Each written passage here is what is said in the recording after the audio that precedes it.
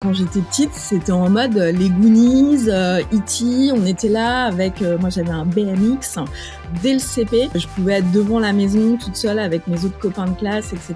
Il n'y avait aucun problème à être dehors entre enfants sans surveillance des adultes. Il y a des études qui ont montré qu'en gros tu coupes les écrans et tu vas dans la nature, t'augmentes de 50% ta créativité par exemple. Ils ont perdu deux choses. Je m'ennuie tout de suite, ils ont perdu ça et l'ennui c'est la créativité aussi, donc c'est lié. Et l'autre c'est la patience, c'est-à-dire dehors t'es obligé d'être patient, t'attends ton tour pour les bars, t'attends ton tour pour le toboggan. Les aires de jeu qui sont le seul endroit où on permet aux enfants de jouer sont des espaces clôturés, imperméabilisés, sans végétation, stériles. Écoutez cet épisode en marchant dehors.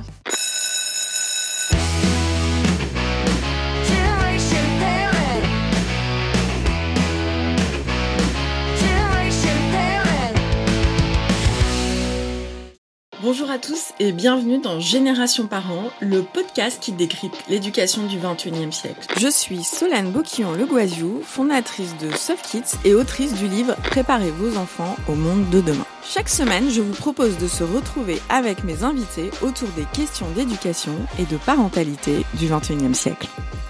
Alors, cette semaine, j'accueille deux de nos invités permanents. Tout d'abord, Marie, la fondatrice de Graines de Citoyens. Salut Marie. Salut Solène, salut à tous.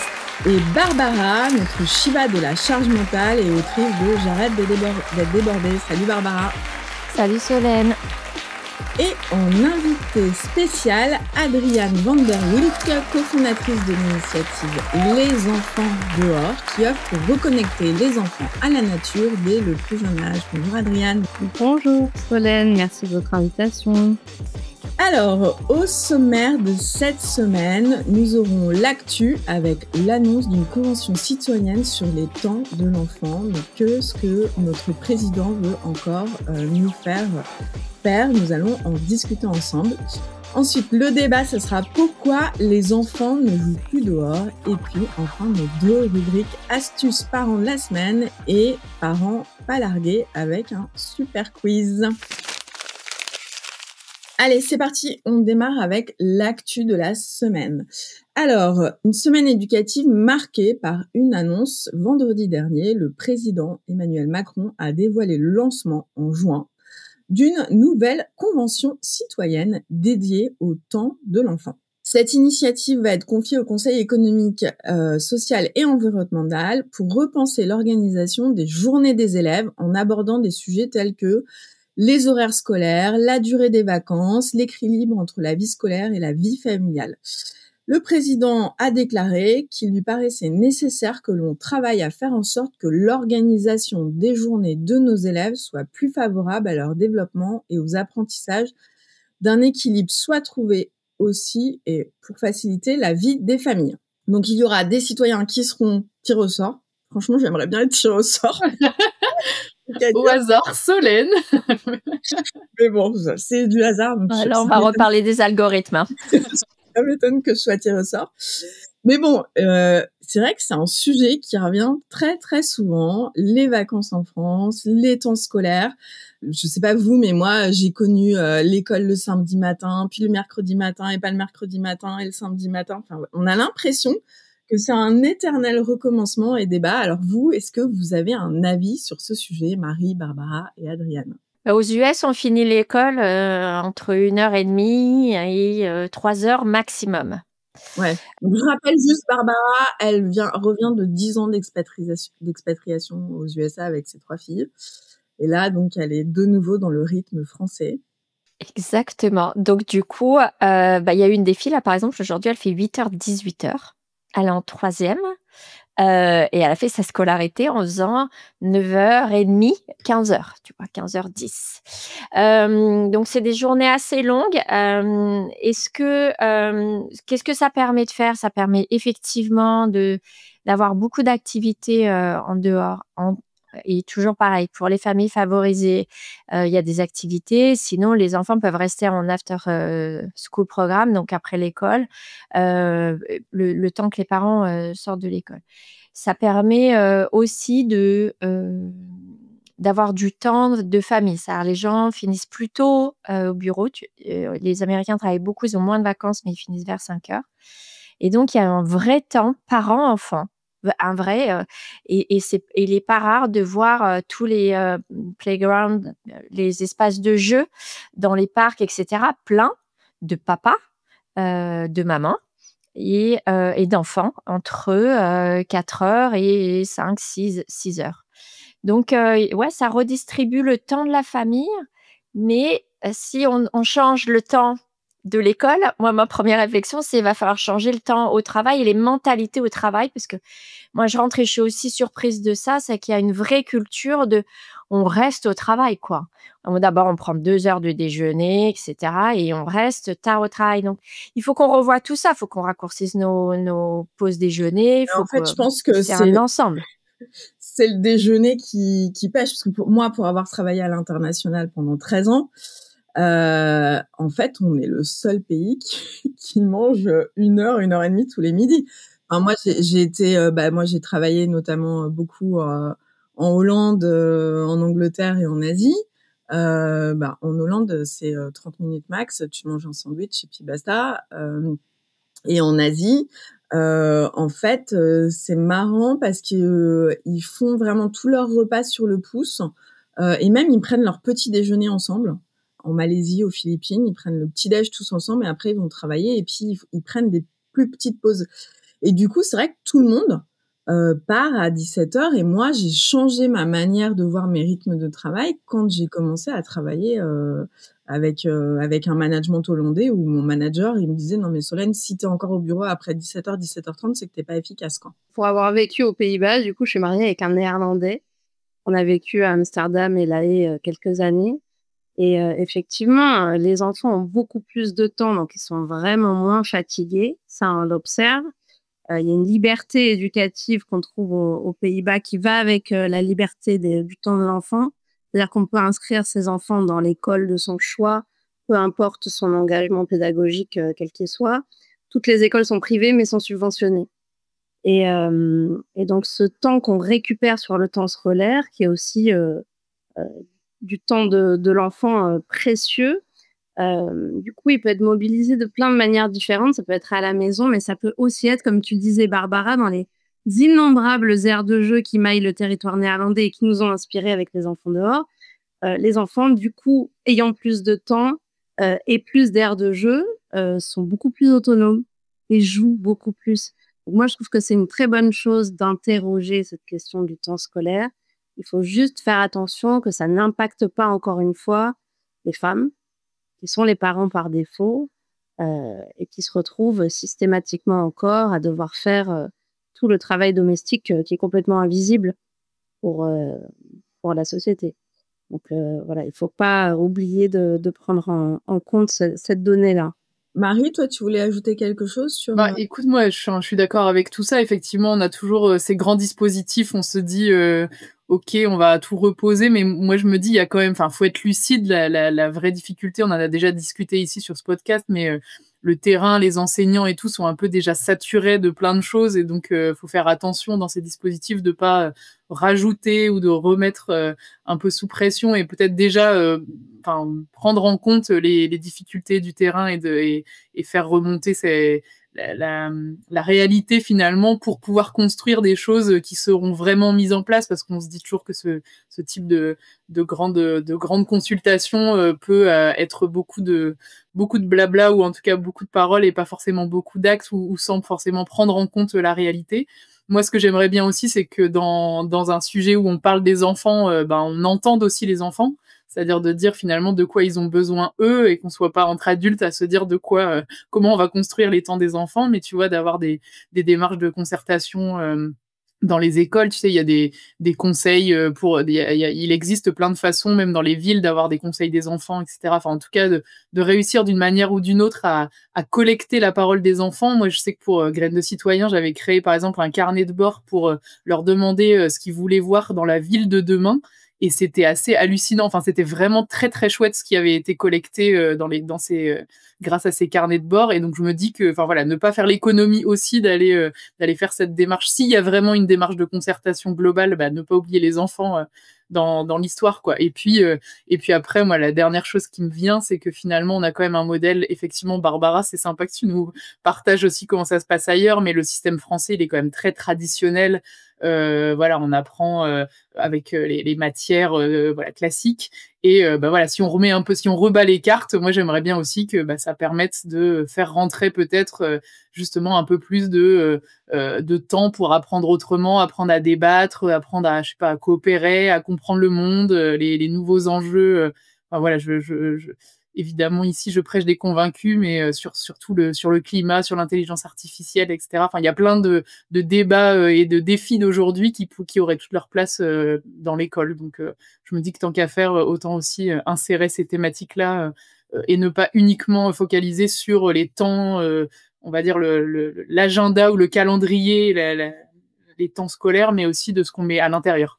Ouais, je pense que, enfin moi ça m'inspire deux choses. Il y a quelle est vraiment la priorité? Parce que est-ce que la priorité c'est les enfants ou est-ce que la priorité c'est les adultes? Parce que quand le président de la République il dit un équilibre pour faciliter la vie des familles, on sait que c'est pour faciliter la vie des parents, et la vie des parents, elle est facilitée quand on se calque à la vie de l'entreprise, c'est ce qu'on disait.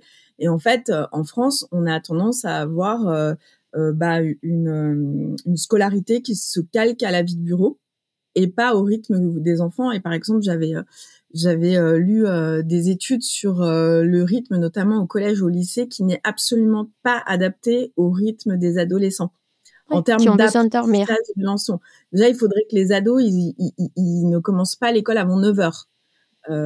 Voire 10 heures. Et en fait, c'est pas du tout le cas. Donc, ils arrivent, ils sont fatigués. Enfin, on va leur dire couchez-vous plus tôt, sauf que leur rythme fait qu'ils n'arrivent pas forcément à s'endormir plus tôt. Donc ça, c'est une première chose. Et puis deuxième chose, c'est il faut voir aussi les inégalités, parce que généralement, quand on réduit le temps scolaire, on va le donner au périscolaire, parce que il faut qu'on ait des modes de garde pour les enfants le temps que les parents sortent du bureau. Et on voit très bien que d'une mairie à une autre, d'une agglomération à une autre, on n'est pas du tout outillé pareil, et on n'accompagne pas du tout les enfants de la même manière. Et donc, on peut aussi avoir énormément d'inégalités en changeant ces rythmes.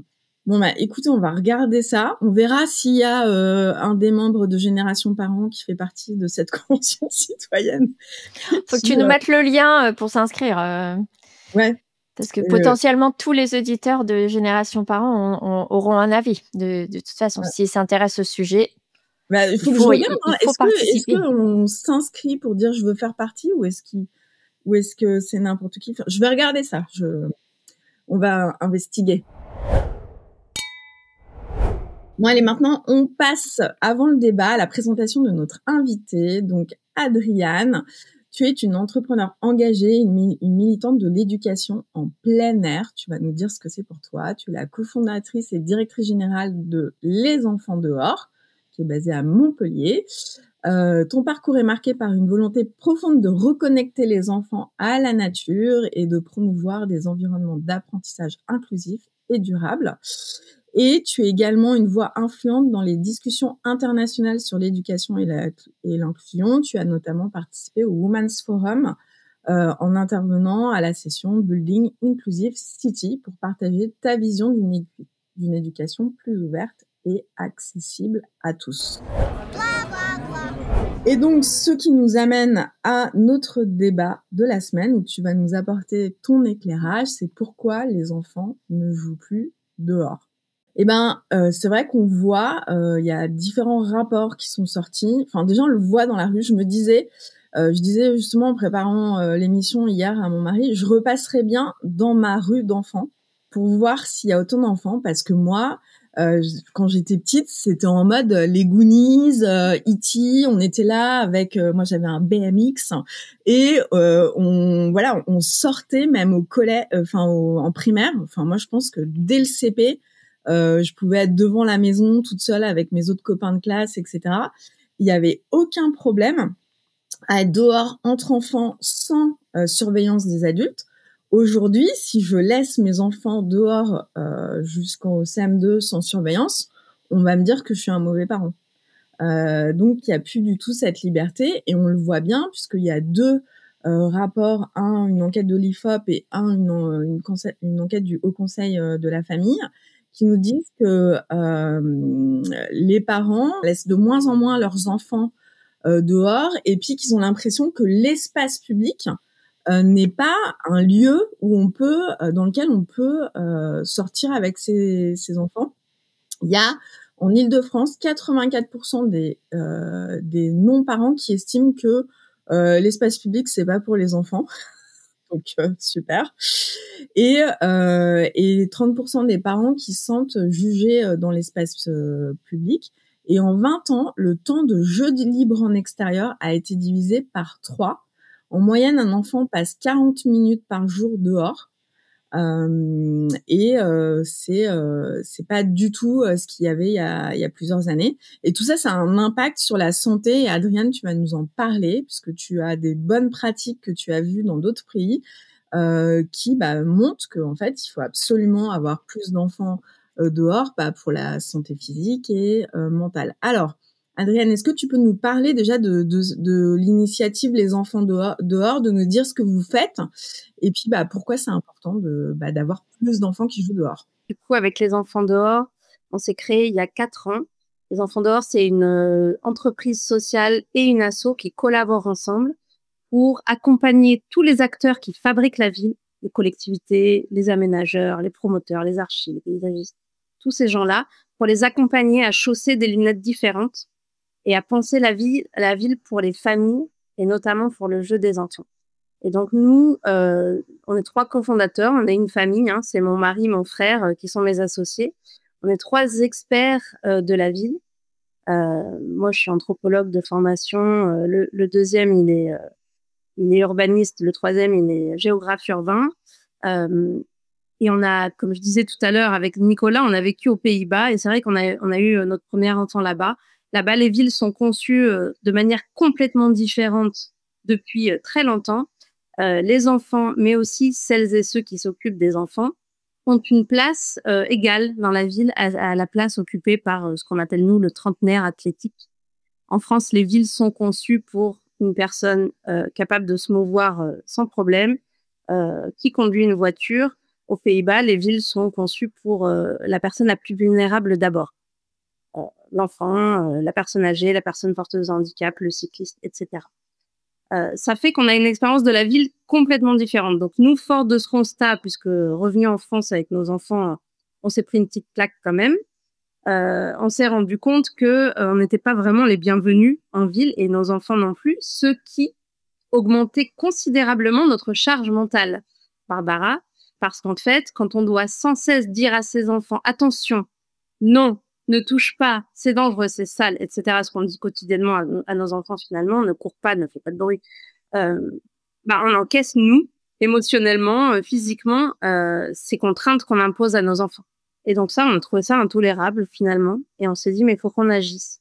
Donc aujourd'hui, avec notre structure, on accompagne les villes, on fait du conseil aux villes. Donc on accompagne les villes à designer un peu différemment les nouveaux quartiers pour permettre l'autonomie dans le jeu, permettre que les enfants jouent plus dehors, librement, sans que les parents soient confis de stress. Donc il y a des moyens de faire ça. On a tout un tas de méthodologies très faciles, si on le souhaite, très facile à appliquer. On crée aussi des aires de jeu écologiques, les premières en France dans l'espace public, et on a développé toute une méthode pour gérer ces espaces. On trouve également des cours d'école végétalisés, etc. Mais on fait surtout, et c'est pour ça qu'on est connu aujourd'hui, des lieux dédiés aux familles. Et donc, ce sont des lieux qui sont conçus autour d'un café, un café des enfants, qui ouvre sur une aire de jeu écologique. Et cette question du café dans une aire de jeu, c'est très étonnant pour les Français, pas du tout pour les Américains. Barbara, tu pourras sûrement valider. L'aire de jeu gérée, le Staffed Playground, c'est un dispositif urbain tout à fait commun dans les pays de tradition protestante. Et nous, dans les pays du sud de l'Europe, on n'est pas du tout au courant de ce dispositif. En fait, il suffit de mettre un petit café, un petit bâtiment dans une aire de jeu pour que l'aire de jeu devienne un lieu de vie hyper animé. Il y a des jouets, des véhicules, beaucoup plus de vivants, du coup, une petite asso pour s'en occuper. On y célèbre des anniversaires, on y fait des fêtes de quartier, etc. Et en fait, l'aire de jeu active tout un quartier. Et donc, le quartier se réunit autour des enfants. Et les enfants sont autonomes, ils peuvent jouer, venir tout seuls. Bref, c'est un dispositif urbain qui a un impact considérable. Et donc, on a créé le premier à Montpellier, dans un parc que la ville nous a mis à disposition, qu'on gère. C'est gratuit, bien sûr, c'est solidaire, hein, c'est un projet solidaire. Le café permet d'entretenir l'espace. Et ça marche très, très bien. Voilà. Donc, on est au début de notre aventure. L'objectif, c'est d'offrir ce dispositif à qui voudra pour que tout un chacun puisse créer ce type de projet, mais aussi d'agir par le haut avec les décideurs, avec ceux qui font la ville pour concevoir nos villes différemment.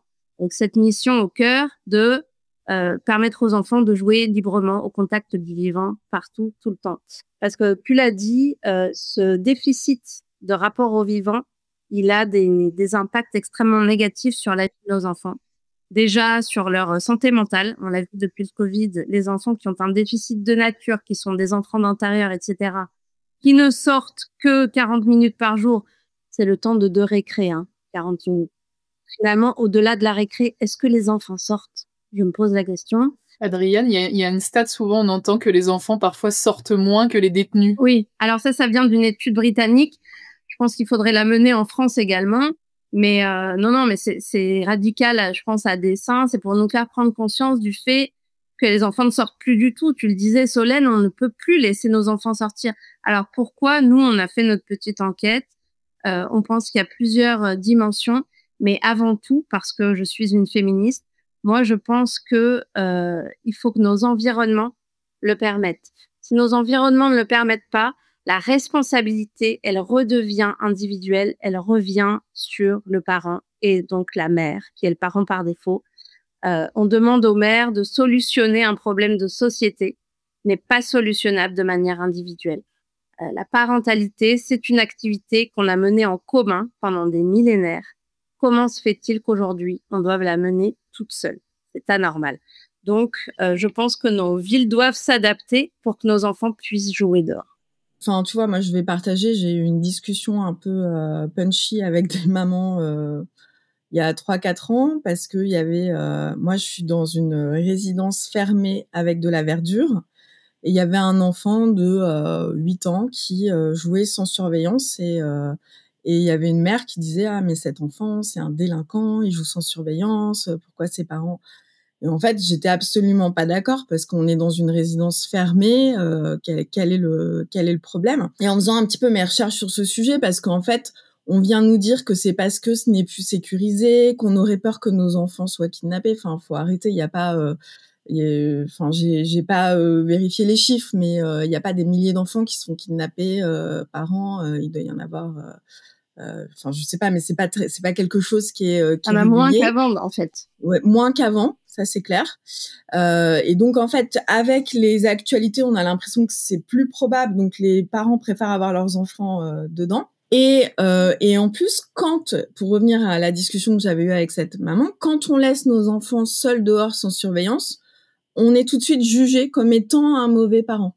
Je sais pas si tu as entendu parler, Barbara, de cette initiative, mais il y a une association aux États-Unis qui a porté devant les tribunaux une action pour que on dépénalise le fait de laisser ses enfants jouer seuls dehors et qu'on ne se retrouve pas devant les tribunaux parce que son enfant a joué seul dehors. Ce qui montre un petit peu à quel point ça tourne par rond, quoi. Parce que comme tu le dis, Adrienne, s'il y avait cette solidarité entre les parents et si on se disait ah bah tiens, vous allez jouer entre copains et vous revenez dans tant de temps et comme ça on sait, moi c'est comme ça que je faisais. Ma mère, elle me disait je me rappelle, j'allais jouer aux billes, je faisais le tour et elle me disait bah tu reviens à telle heure, quoi. Et je revenais à telle heure et si j'étais en retard, oui, là il y avait un problème.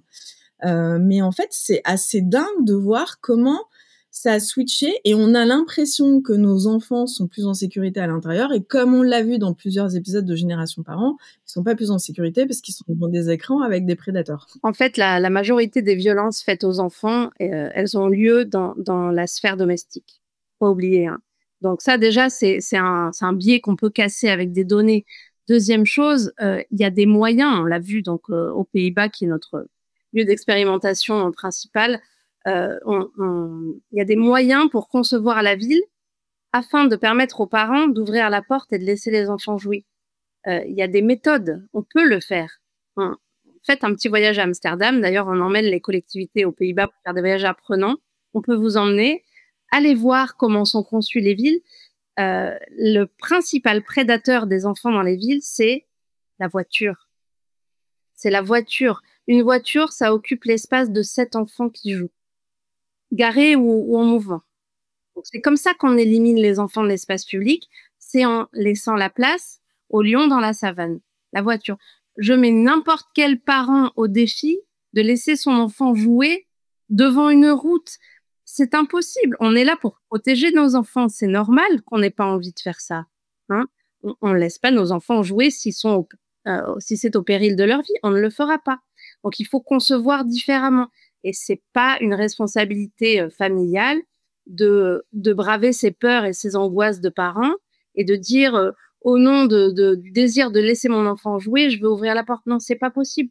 Il faut que ça passe par un design, un urbanisme différent. Il faut qu'on arrête de mettre des voiries entre des parcs et des aires de jeu. On met des grands parcs à chiens dans les parcs, on met une aire de jeu en périphérie, près de la déchetterie. Enfin, aujourd'hui, je le vois tous les jours dans les collectivités que j'accompagne.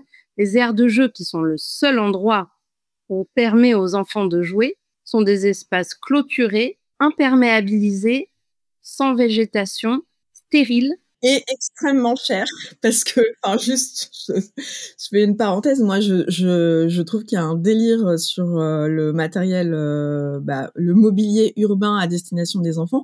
J'ai découvert ça quand j'étais présidente d'une crèche parentale associative, parce que bon, c'était à moitié géré par la mairie, et donc il fallait remplacer quelques éléments des aires de jeu, le goudron par terre, un cheval à bascule, etc.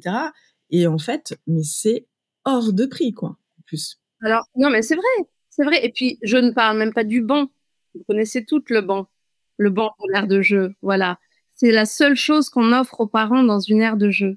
C'est d'une tristesse abyssale quand on regarde vraiment cet objet tel qu'il est sociologiquement. Qu'est-ce que c'est que cet endroit un peu à part, ségrégué du reste de la société, où on permet à nos enfants de jouer sous notre surveillance. Enfin, c'est presque de l'ordre de la prison quand on y pense. Donc, il y a des solutions développées dans plein de pays. Il faut mettre des espaces beaucoup plus riches de vivants, avec du matériel libre, des grands bâtons, des fibres, du sable, et tout un tas de choses, des récipients, des petits véhicules. Les enfants jouent librement. Venez voir vos enfants dehors. On a des mamans qui boivent du matcha, il y a des toilettes, des tables à langer. On se pose, les enfants jouent 2 heures, 3 heures, il y a de l'eau. Bref, c'est un vrai espace de jeu. Et en fait, c'est pas compliqué, quelque part, de designer différemment. Et moi, je vais vous dire, ma conviction, c'est juste que les personnes qui ont designé jusqu'à maintenant ne sont pas concernées. C'est pas des mamans, c'est pas des papas de jeunes enfants. Ce sont des gens qui pensent l'enfant comme un objet, très ennuyeux et qui n'innovent pas. Donc, il faut innover dans le secteur des aires de jeu, y compris au niveau réglementaire. C'est-à-dire qu'il faut aller solliciter nos députés, les bousculer un peu et leur dire le décret des aires de jeu aujourd'hui en France, il est archaïque, il est passé. Il faut le pousser. Il date de quand? Alors, il a été, je pense, reforgé à la fin des années 80, ensuite 90. Ce qu'il y a, c'est qu'on a le même décret harmonisé au niveau européen et que la lecture qui en est faite par la répression des fraudes est tout à fait, d'un autre temps. On n'a pas le droit d'avoir des marronniers dans les aires de jeu, on n'a pas le droit d'avoir des murs dans les aires de jeu. Enfin, pourquoi? Ah oui, toutes les plantes piquantes doivent être éliminées. Enfin, il y a une espèce de excès de prudence. Voilà, de normativité quelque part qui ne correspond plus aux attentes des familles d'aujourd'hui.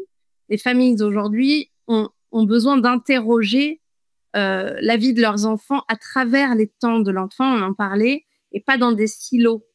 Nos vies sont complexes, hein, nous les parents d'aujourd'hui, on travaille en dehors des heures d'école ou de garde, on est sursollicité, surinformé, très inquiet par l'avenir qui nous attend, qui attend nos enfants. On a envie que nos enfants aient accès à des loisirs beaucoup plus proches de la nature. Voilà, comment on répond à ces besoins-là, ces besoins des familles aujourd'hui. Et donc, au-delà de l'urbanisation, peut-être proposer aux écoles d'urbanisation et d'architecture paysagiste d'avoir des journées où on se balade avec une poussette à la main et dans les villes pour voir un petit peu comment c'est. Mais bon, au-delà de ça, qu'est-ce qu'il faudrait qu'on fasse de manière concrète pour faire en sorte que nos enfants passent plus de temps dehors? Alors Marie, peut-être tu as des choses à dire là-dessus, si tu veux répondre. Moi, j'ai aussi. Hein. Je pense qu'on a tous des expériences, mais en tout cas, moi, ça me fait penser. Alors, il y a plusieurs choses, effectivement. Il y a les temps. Quand on parlait des temps, il y a les temps donc à l'école, effectivement, où ils sont aussi beaucoup en intérieur, et donc il y a des tendances aujourd'hui de l'école dehors, ou en tout cas d'avoir des projets qui permettent à l'enfant vraiment d'aller cultiver ce lien avec la nature. Je pense par exemple aux aires marines éducatives. Je sais pas si vous avez déjà entendu parler de ça, mais donc pour des enfants qui habitent proche du littoral, en gros c'est une petite zone du littoral qui est gérée par une classe. Donc en gros, l'enseignant, les enfants vont sur place, voient un peu comment ça se passe et apprennent en fait finalement les pieds dans l'eau en rencontrant les pêcheurs, en observant les animaux, les algues, etc. De finalement quel est cet écosystème, comment on fait pour le protéger et se rendre compte que finalement ils ont du pouvoir sur le vivant. Et donc il y a plein de dispositifs, ça c'en est un, mais il en existe plein d'autres. Mais une des manières finalement d'aller on va dire allier l'utile à l'agréable et d'aller apprendre en étant en extérieur. Comme ça, il y a plein de tendances liées à ça. Et après, peut-être dans ta question, Solène, il y a qu'est-ce qu'on peut faire, nous, plutôt sur la sphère familiale, on va dire, nous, en tant que parents. On n'est pas forcément tous égaux par rapport à notre lien, ou en tout cas à notre accès facile à la nature, en fonction de si tu habites dans une grande ville ou à la campagne, c'est évidemment pas la même chose. Mais il y a plein de choses qu'on peut faire, et notamment, alors, il y a un truc que j'aime bien, moi, qui s'appelle, au Japon, ils parlent des bains de forêt. Je sais pas si vous avez déjà entendu parler de ça, mais en gros, ça montre un peu ce que Adrienne disait, c'est tous les bénéfices d'aller juste se balader dans la nature. On parle de forêt, mais finalement, en fonction de là où on est, c'est pas obligé d'être la forêt tropicale incroyable, ça peut être un petit bout de nature dans la ville dans laquelle on est. Et finalement, tout ce qui a été dit avant, hein, ça nous permet de développer notre créativité. Il y a des études qui ont montré qu'en gros, tu coupes les écrans et tu vas dans la nature, t'augmentes de 50% ta créativité, par exemple. Donc qu'on soit un adulte ou un enfant. Donc il y a plein de bénéfices finalement à aller se balader et à aller s'intéresser aux arbres, aux abeilles. Enfin voilà, encore une fois à la biodiversité qui est autour de nous. Les enfants, ils sont hyper réceptifs à ça, et il y a plein d'activités que tu peux faire assez simples, d'aller détecter les différents arbres en fonction de leur écorce, d'aller deviner les animaux qui sont passés par là avant nous. Enfin voilà, il y a plein de choses qu'on peut faire avec eux sans forcément être dans des choses extrêmement difficiles à mettre en place. C'est exactement ce qu'Adrienne dit pour les aires de jeu, c'est la même chose pour nous parents. On peut faire des micro-aventures près de chez nous, 1 heure ou 2 dans un parc à côté de la maison, quoi. Ce qui m'amène à la rubrique au secours, c'est une super transition pour être un peu plus précis. Donc on a une maman qui nous dit « J'aimerais que mon enfant joue plus dehors, mais je vis en ville et je travaille toute la journée. Qu'est-ce que je peux faire ?» Oui, j'imagine qu'elle va pas à l'école. Son école, elle est pas dans sa maison déjà. Donc, c'est comment la première question qu'elle se pose, c'est le temps de trajet, comment elle l'utilise. Il y a un temps de trajet qui est sous-estimé. Moi, ce qui me choque un peu avec ce retour au vélo, c'est qu'en fait, souvent les parents font des déplacements, ce que je comprends, hein, pour optimiser leur temps.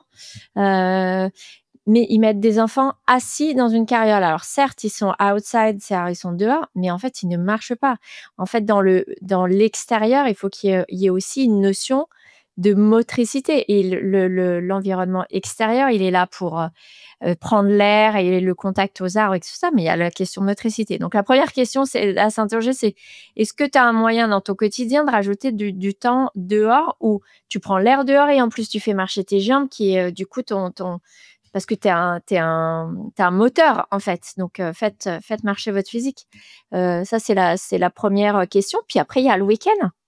Il y a quand même 2 jours de week-end où qu'est-ce qu'on fait et puis c'est pas c'est quand même bien de faire un peu tous les jours. C'est comme l'activité physique, hein, c'est la régularité prime sur l'intensité. Mais quand on n'a pas le choix, comment on répartit le temps que l'on doit avoir dehors et là, Adriane, j'imagine que tu suis cette Américaine qui a fait le challenge de 1200 heures dehors. Oui. Qui est incroyable, qui est une vraie tendance. C'est un challenge américain, 1200 heures outside. 1000 heures dehors, ouais. 1000 heures dehors. Et ben en fait, c'est une jeune maman de 5 enfants qui, en regardant les études que tu connais par cœur, qui est les enfants et les ados passent 1200 heures derrière leurs écrans. Et elle a dit, en fait, je vais renverser cette tendance et je vais proposer des challenges de 1000 heures dehors. Et donc, du coup, ça fait 2h45 par jour. Elle s'appelle Ginny Urich. On pourra mettre son nom. C'est un gros carton social media, vraiment. Et elle a développé des carnets de bord dont Marie, tu parlais tout à l'heure que tu as développé aussi pour aider les gens à passer 1200 heures par an dehors. C'est super parce que tu colories une sorte de mandala, en fait, à chaque fois que tu passes 1 heure dehors. Et donc, c'est un visual tracker qui te permet de traquer tes progrès avec tes enfants. Donc, ça donne un peu aussi des objectifs aux parents débordés et se dire que finalement, comme on introduit le fitness dans sa vie, on peut introduire du temps passé dehors parce que l'effet sur nos enfants est considérable. Sur le bien-être, sur la régulation émotionnelle, on en parle beaucoup aujourd'hui, le système nerveux des enfants, sur l'attention, sur la qualité d'apprentissage, le bien-être familial, etc. Les enjeux, les débats, les impacts, sont très importants au niveau positif. Donc, on a tout intérêt à le faire dans nos vies débordées. Puis, on ralentit. Hein. C'est un peu la slow life. Est-ce qu'on peut mettre un peu de slow life dans nos vies? Nous, on le fait à moyen terme en créant ces lieux où on peut chiller en famille, finalement, sans faire grand-chose pendant que les enfants jouent. C'est un peu une donnée humaine qu'on a oubliée, mais finalement, est-ce qu'on est là pour produire à tout prix? On peut se poser la question. Ou est-ce qu'on peut aussi juste vivre avec nos enfants? Voilà. Donc, est-ce qu'on est dans le rat race, dans la course des rats, dans la roue du hamster, par choix ou par obligation? On peut trouver des petits espaces de liberté dans notre quotidien. Nos enfants nous y amènent. En fait, il faut se mettre un peu au diapason de nos enfants. On parle encore des temps. Voilà, peut-être ralentir un peu sur ce qu'on leur impose en termes d'agenda des ministres et leur permettre de revenir au jeu libre, une activité qui a complètement disparu et pour laquelle moi je milite vraiment comme une acharnée. Si les enfants ne jouent pas librement, ils n'ont pas accès à cet état de flow auquel nous, on accède quand on est dans la concentration. Et du coup, ils ne grandissent pas bien. Hein, les enfants, ils ont besoin d'au moins 2 heures de jeu libre par jour, non interrompu, si possible dehors, si possible avec d'autres enfants, pour pouvoir vraiment atteindre cet état de flow. Mais on le voit, ils ont perdu 2 choses. Les enfants, c'est l'ennui, ils savent pas s'ennuyer. Donc ils J'allais dire, ouais, je m'ennuie. Je m'ennuie tout de suite. Ils ont perdu ça. Et l'ennui, c'est la créativité aussi. Donc c'est lié. Et sur le workplace, on le voit bien. Moi, en entreprise, je le vois sur cette jeune génération. Et l'autre, c'est la patience. C'est-à-dire, dehors, tu es obligé d'être patient. Tu attends ton tour pour les bars, tu attends ton tour pour le toboggan. Tu es patient, tu marches jusqu'au playground et tout ça. Donc, ça développe deux compétences qu'on n'a plus, je trouve, et que je vois disparaître dans les jeunes générations. Il y a un point, Adrienne, tu es d'accord, je pense, mais aux États-Unis, tu vas au playground avec tes enfants en yoga pants. Alors, c'est vrai que c'est pas très élégant. Et les papas, ils sont en short ou whatever. Et ils montent, ils jouent avec eux, quoi. Ils font du toboggan, ils font des roues, ils font du yoga avec leurs enfants dans le parc. Il y a aucun jugement, aucun. Ni sur comment tu t'habilles. Ici, les playgrounds, on les voit, les parents sont nickel. Enfin, franchement, ils vont, on dirait qu'ils vont au bureau, quoi. Et donc, du coup, dans cette tenue, tu ne peux pas te lâcher, tu ne peux pas courir après tes enfants, tu ne peux pas cette liberté physique que tu as et à mon avis qui est importante à la fois pour montrer, tu vois, be de rôle modèle, mais vraiment, et puis montrer à l'enfant qu'on a le droit de s'amuser, qu'on a le droit de courir, qu'on a le droit de monter aux arbres, et avec tu vois, avec un petit tailleur, même un petit pantalon chino de Cézanne, tu montes pas à l'arbre, quoi. Ben non, avec un yoga pant de Décathlon, oui, voilà. Donc il y a une perception. Enfin moi vraiment, je le vois socialement, même la tenue est importante. Mais après, c'est comment est-ce qu'on ancre de bonnes habitudes et pas forcément.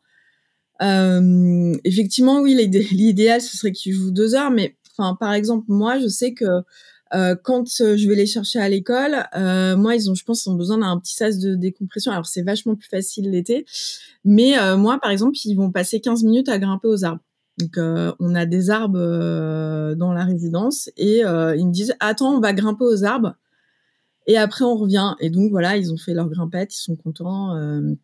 Mais du coup, c'est que 15 minutes, mais c'est déjà ça. Bon, après, ils sortent le mercredi, le samedi, le dimanche, beaucoup plus longtemps.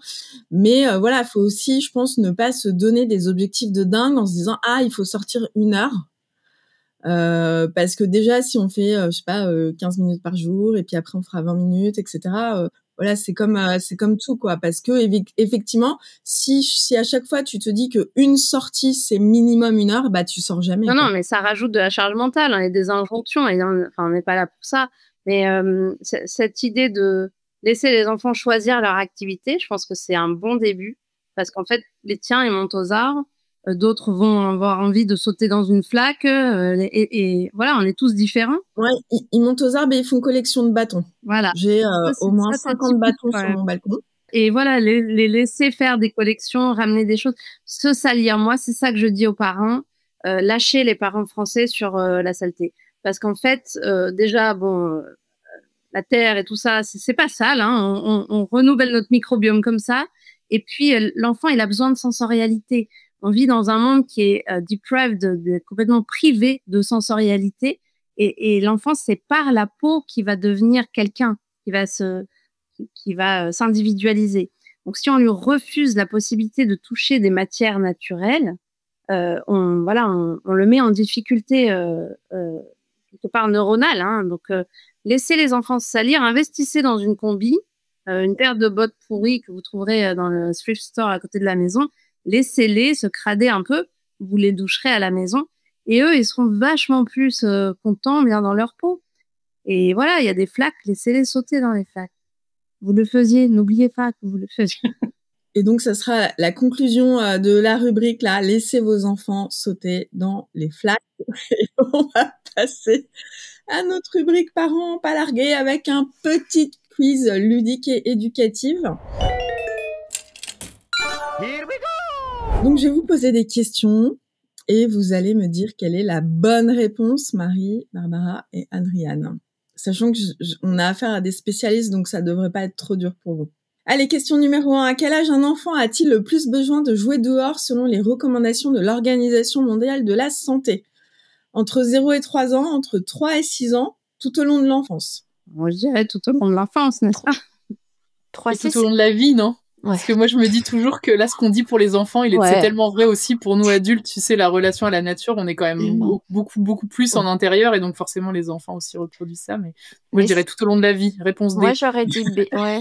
Moi, j'aurais dit B s'il faut choisir. Ouais. Bon, et ben c'est tout au long de l'enfance. L'OMS recommande au moins 1 heure d'activité physique par jour à tout âge, et jouer dehors est l'un des meilleurs moyens d'y parvenir dès qu'on est petit. Question 2. Quel pays est cité en exemple pour avoir réduit les allergies et l'asthme chez les enfants grâce aux jeux dans la nature? A. La Suède. B. La Finlande. C. Le Canada. La Finlande. B. Ouais. B. Adrienne, ouais, j'avais lu un post que tu avais fait sur le sujet. Donc, la Finlande a mis en place dès 2008 un programme basé sur le contact avec la biodiversité. Résultat, ils ont moins 62% de crise d'asthme et moins 40% de régime pour allergie. Donc, on voit qu'il y a des gros bénéfices sur la santé. Question 3. En France, combien d'enfants ont accès à un espace de jeu naturel dans leur quartier? Réponse A, 1 sur 2. Réponse B, 1 sur 3. Réponse C, 1 sur 5. 1 sur 5. Ouais. Et encore naturel dans un parc, quoi. Ouais, et ben c'est ça. 1 sur 5, c'est peu et effectivement, il faut que ça change et peut-être que c'est un petit sujet qu'il faudrait que, comme tu disais, Adriane, on fasse passer à l'Assemblée. Nous, on a commencé. Ça veut dire qu'il y a 4 sur 5, il y a 4 enfants sur 5 qui n'ont pas de parc dans leur quartier. Ouais, c'est ça. C'est énorme. Et ça, ouais, on travaille avec les villes en ce moment sur ces questions. On a des roadmaps pour accompagner les villes à mieux faire, hein, donc c'est possible. Et encore, ça, tu vois, ça veut dire qu'ils ont une boulangerie, mais ils n'ont pas voire 2.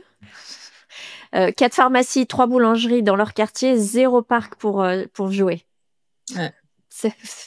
Allez, question 4. Quelle proportion d'enfants jouent dehors chaque jour en France aujourd'hui? A, 1 sur 2, B, 1 sur 3, C, 1 sur 10.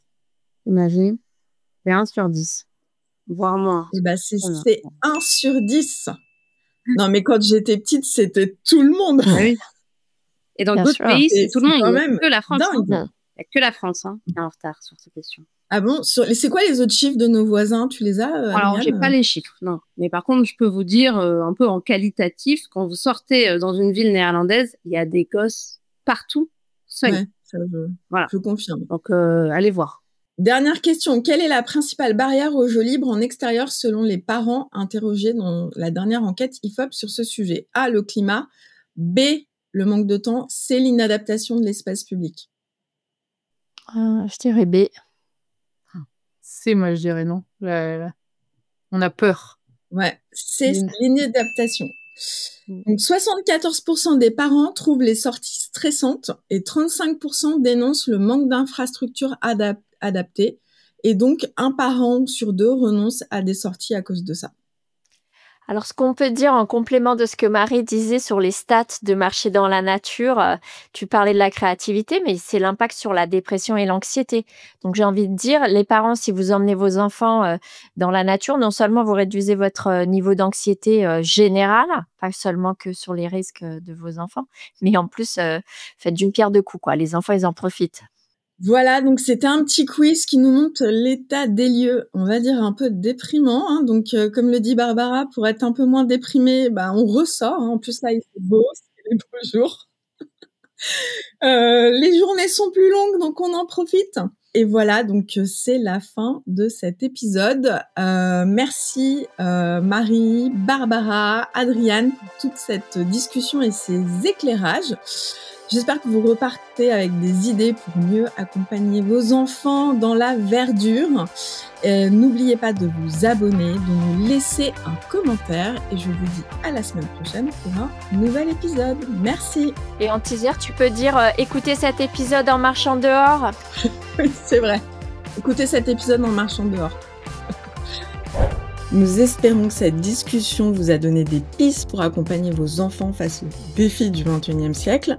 Un grand merci à nos invités. N'oubliez pas de vous abonner à notre chaîne YouTube ou de laisser des commentaires sur vos applications de podcast.